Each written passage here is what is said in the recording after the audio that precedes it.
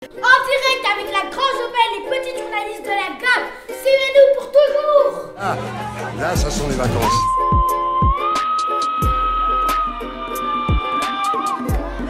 L'école, c'est le lieu où les jeunes ils ont l'habitude d'aller.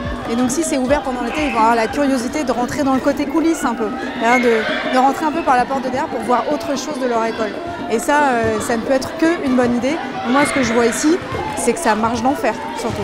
Lorsque nous avons été dans la période du déconfinement, nous avons essayé d'anticiper avec les acteurs locaux, bien entendu, tous ceux qui agissent dans le cadre de la DASPO et dans le cadre de la DASES.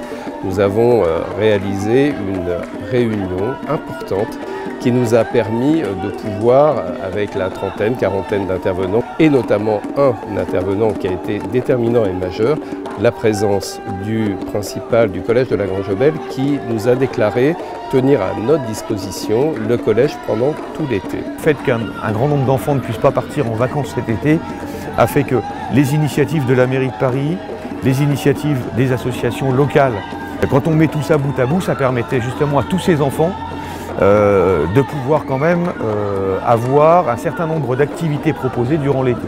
Et cette année, plus que sans doute aucune autre, ça avait une importance fondamentale. Le service politique de la ville, de la DDCT, est investi dans le projet pour coordonner en fait l'ensemble des activités des associations partenaires de la politique de la ville pour mettre en œuvre ce projet au service des habitants des quartiers populaires du 10e arrondissement. Vu la rapidité avec laquelle ce projet a été monté et ce qu'il ressort là à la fin de l'été, c'est que dans l'ensemble, c'était une très très belle expérience pour tous. Et aussi l'idée, c'est que ça puisse créer peut-être un modèle et qu'on puisse, avec l'éducation nationale, peut-être concevoir ce type d'activité.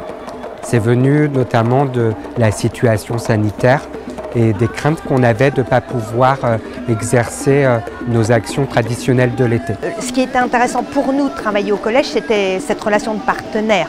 Travailler avec des gens qui viennent d'horizons différents, qui n'ont pas la même... Nous, on est des animateurs, on travaillait avec des éducateurs, on travaillait avec des profs de différentes... Donc c'était intéressant de mélanger ces cultures-là et c'est toujours intéressant de rencontrer les partenaires. Le fait que cette convention soit portée par les deux centres sociaux R10 et Paris des Faubourgs a été encore un axe d'intérêt complémentaire. On avait déjà programmé l'été et donc on s'est dit qu'on allait proposer des activités qui seraient conduites par nos animateurs d'activités courantes. L'idée d'abord c'était de créer un espace accueillant, ludique.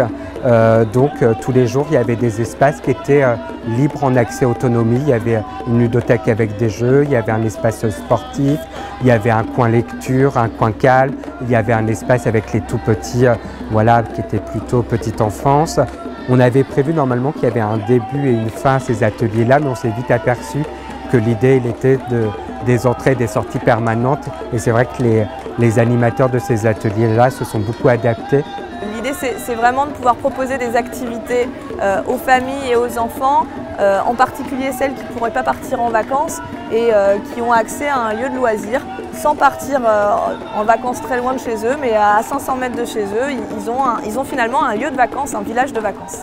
Pendant 2 mois, on a animé énormément d'activités, notamment on a mis en place des ateliers de danse africaine, des ateliers de hip-hop. Ça a créé vraiment une vraie dynamique tête court parce que vu la manière dont elle est conçue et tout, justement quand on rentre, ça donne l'impression qu'on est dans un amphithéâtre.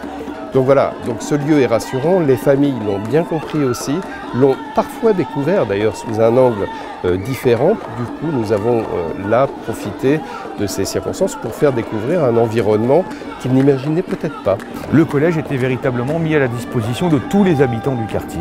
Et en cela, le projet étant multi-partenarial, il était foncièrement différent de ce qu'on fait d'habitude. D'habitude, c'est un peu plus cloisonné.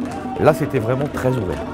Les jeunes avec lesquels nous travaillons, qui sont très éloignés de l'institution scolaire, du collège, et toutes ces familles aussi qui sont isolées dans les hôtels sociaux, bénéficiaires des distributions alimentaires des Restos du Cœur, ont pu se réunir à l'intérieur de la cour du collège et partager des temps conviviaux, créer du lien et rencontrer aussi, ce qui était important pour nous, rencontrer de nouvelles structures sur lesquelles nous pourrons à l'avenir les orienter. Ça représentait quelque chose de bien, de réunir tous les enfants. C'était magnifique, ils ont joué ensemble, ils ont créé des liens. C'était magnifique, les enfants ils étaient contents. Je pense que mission accomplie, on a vraiment ambiancé. Bonjour. Vous aimez bien la Grange Aubaine? Je connais pas du tout. On fait des activités? Alors, franchement, tu vas voir. Yoga, atelier perles, atelier massage, football, basket, hip-hop.